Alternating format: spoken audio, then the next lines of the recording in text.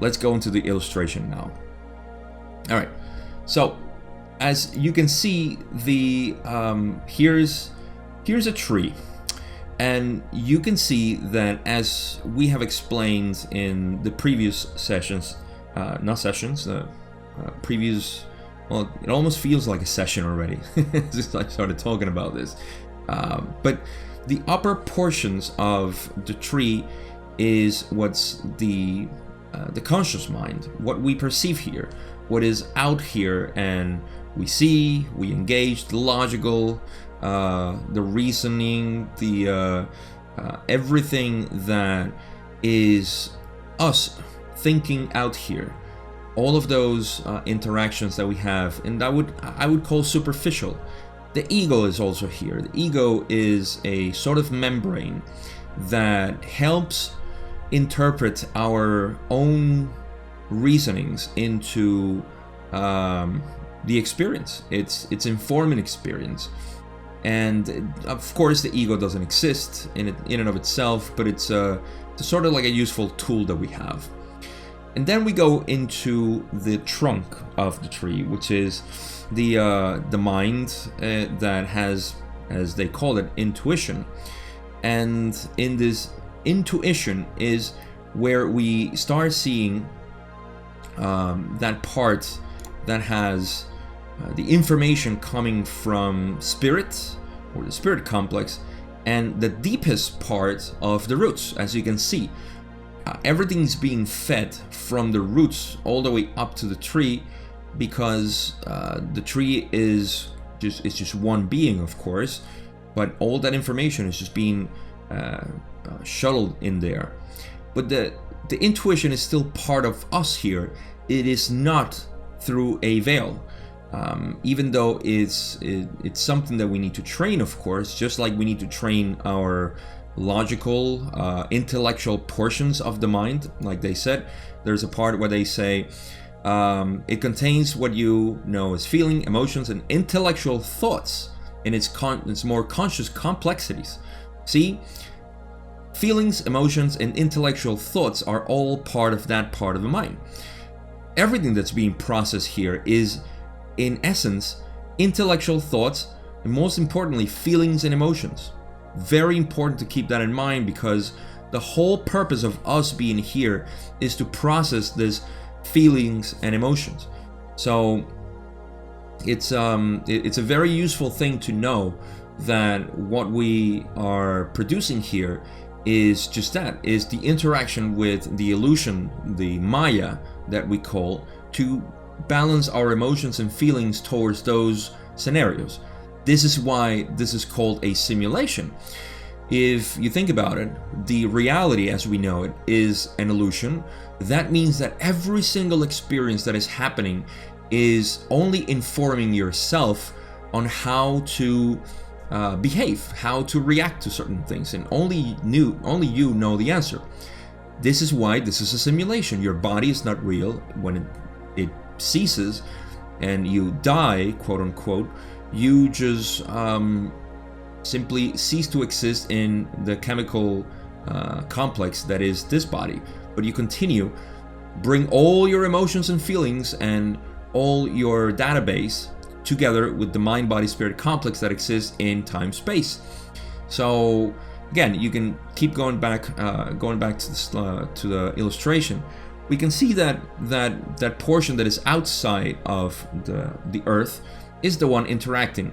However, intuition is the one that is informing us.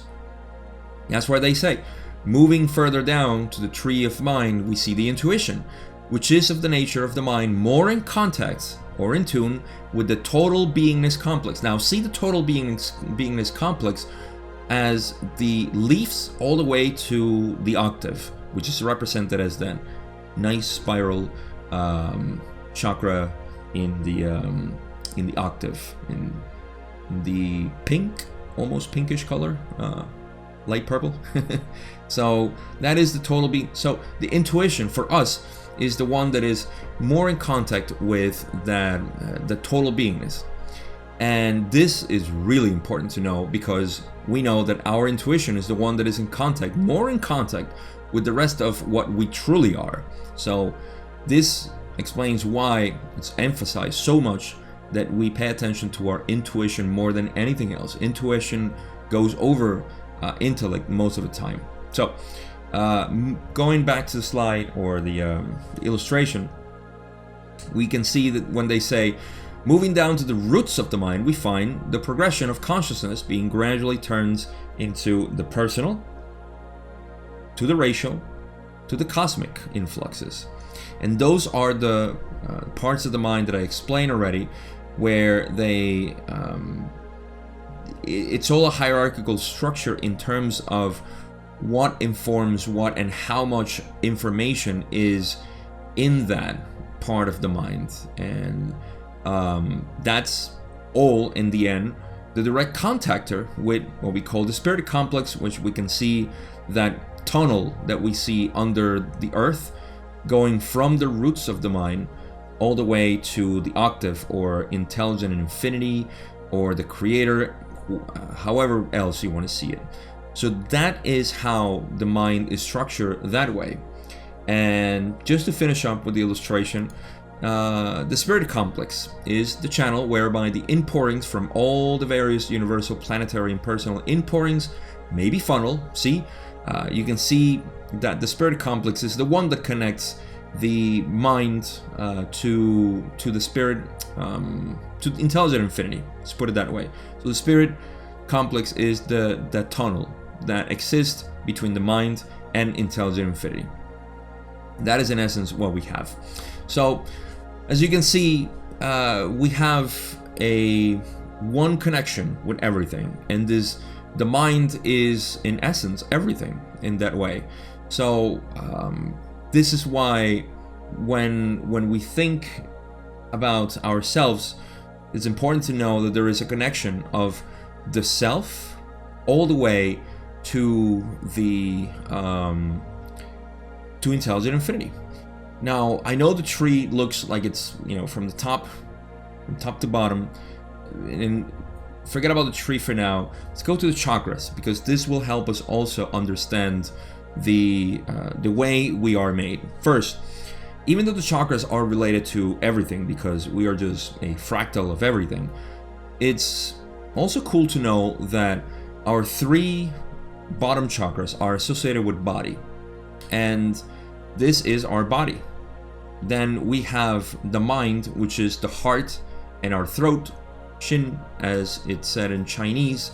The mind brain, or the brain, not the mind brain, the heart mind, that informs in essence everything. So you can see the mind as being the heart, right, which is the real mind, and our blue chakra, throat chakra, is what's informing ourselves of this reality. Then we get into the spirit complex, which can actually be seen as the third eye being the connector. You see, the spirit complex starts with the third eye, and it extends and goes into seventh chakra, which is the spirit complex itself, or the tunnel. So it's like having two ends of one tunnel, or one shuttle, or one pipe, or tunnel, whatever you want to see it. That channel is the spirit complex between 6th and 7th, and those two connect you to the next octave, or the intelligent infinity, which is always present in the octave. And intelligent infinity, in essence, it's all there. So it's a really good way to perceive how our bodies are just this manifestation. The mind being everything, and the mind being the one that needs to be balanced. Ra said in Healing that balancing the mind is probably the most difficult and more, they use a word saying that it's almost like that requires the most work to do with the mind. If we can understand the mind is really what matters here. The body, not so much. The body you have to take care of course, like Ra said. You have to take care of the basic needs. It's just, that's it. The rest is luxury in your body. The basic needs, of course, means taking care of your body. So it's not like you just don't want to take care of your body. But the mind is everything. And as you understand even more the mind, then you can understand even more your body. And the spirit is just connecting with who you truly are. That is why when they say raise your consciousness, that's what it means. Just raise your consciousness all the way from bodily, defensive, we have to overthrow the government, we have to survive. You're living down here. The mind is interested in everything. It's very intellectual. It understands everything. It takes control of the emotions and the feelings, and it balances it out. That's what the mind is. It's creating the hard work, and the spirit is just reminding you of who you are, and it's funneling in everything that you are. And the more you can expand your consciousness or raise your consciousness, the more you can funnel that energy that is coming from intelligent infinity, the creator, which is making you unique. And with that,